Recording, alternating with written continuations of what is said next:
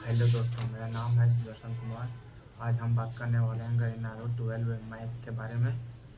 पहला, इस माइक्रोफोन की बैटरी फुल चार्ज में लगभग 5 घंटे देखो तक मोबाइल चलती है। ऐसा है, देखो दूसरा, मोबाइल। इस बैटरी सिर्फ 1.5 घंटे में फुल चार्ज हो जाता है।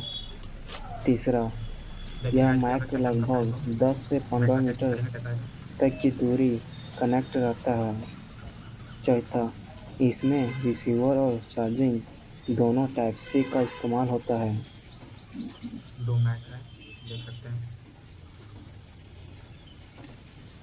एक रिसीवर भी दिया होता है।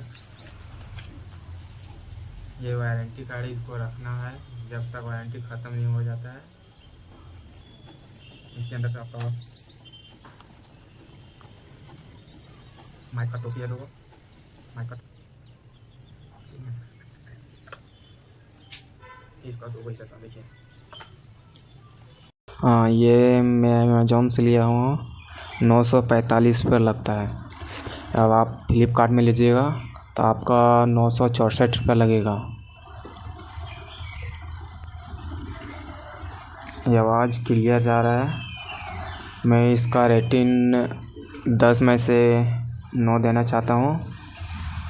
मिलते हैं दोस्तों हम अगले वीडियो में। Thank you.